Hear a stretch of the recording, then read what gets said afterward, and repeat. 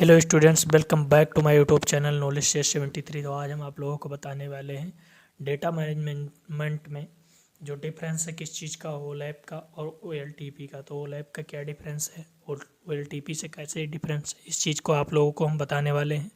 ओलैप is stand with online analytical processing and OLTP is stand with online transaction processing are two distinct types of data processing system, each serving different purpose within organization data infrastructure। इन जो दोनों का काम है process करने का है और दोनों अलग अलग तरह से डेटा प्रोसेसिंग सिस्टम है जो किसी ऑर्गेनाइजेशन के डेटा इंफ्रास्ट्रक्चर में अलग अलग मकसद के लिए यूज किए जाते हैं।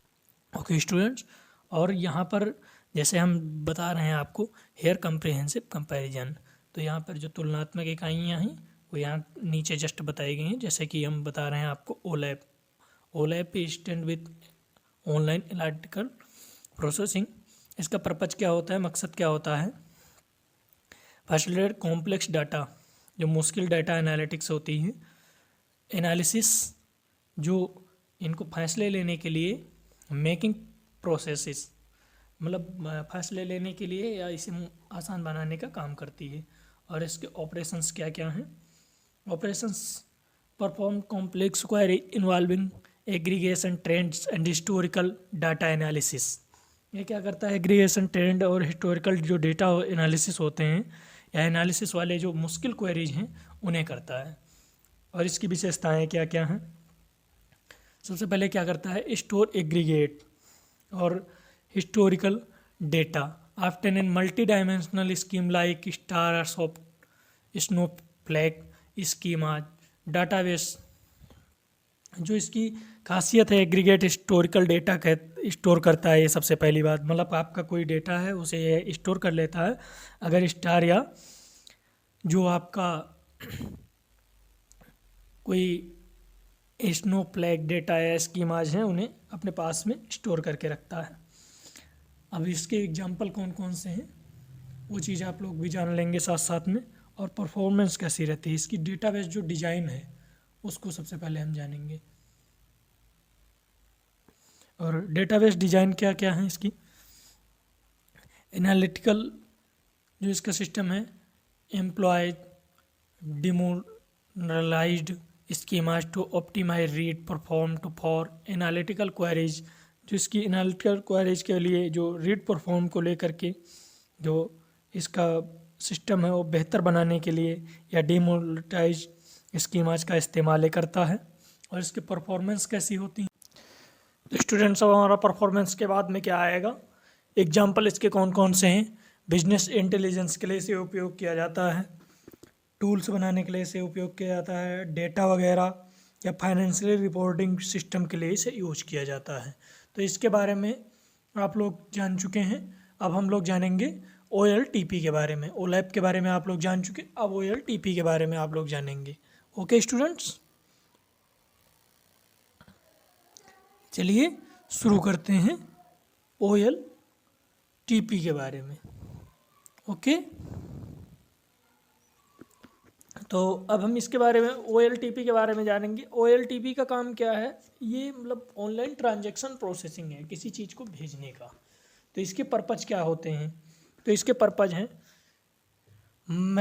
Manage real time transaction data supporting day to day operations. रोजाना के कामों को सपोर्ट करते हुए रियल टाइम ट्रांजैक्शन डेटा को मैनेज करता है। ऑपरेशंस कौन कौन से हैं?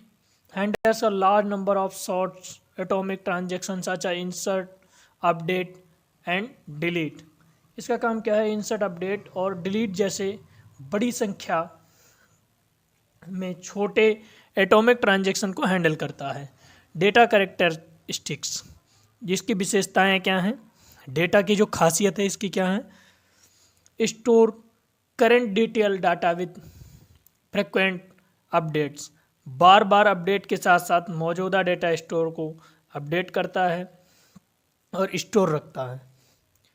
Database utilize normalized schema to reduce redundancy and ensure data integrate। Redundancy को कम करते हुए और डेटा इंटीग्रिटी को सुनिश्चित करने के लिए नॉर्मलाइज्ड स्कीमा एज 3NF।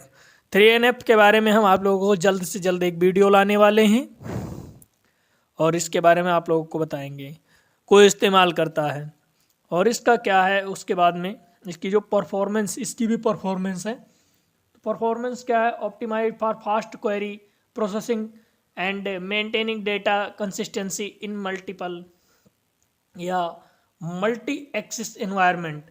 इसका जो तेज़ी से क्वेरी को प्रोसेसिंग करता है और मल्टी एक्सेस एनवायरनमेंट में डेटा कंसिस्टेंसी बनाए रखने के लिए ऑप्टिमाइज करता है।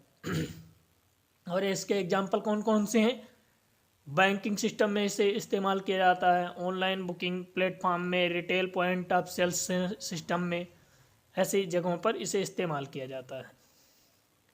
अब इसके की जो इसके डिफरेंस हैं अब वो जान लीजिए जो की हैं। एस्पेक्ट प्राइमरी यूज में ट्रांजैक्शन प्रोसेसिंग और ओलैप का डाटा एनालिसिस और रिपोर्टिंग में किया जाता है।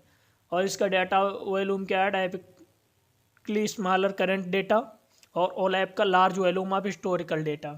क्वेरी कंप्लेक्सिटी OLTP की सिंपल और शॉर्ट क्वेरीज होती हैं, जबकि ओलैप की कॉम्प्लेक्स क्वेरीज विद एग्रीगेशन होती हैं। और इसकी डेटा अपडेट जो इसका होता है उसके फ्रिक्वेंट एंड रियल टाइम का होता है OLTP का, जबकि ओलैप का पीरियडिक बैच अपडेट होता है। और इसका नॉर्मलाइजेशन हाईली नॉर्मलाइज्ड स्कीमाज होता है और इसका जबकि denormalized schemas for performance.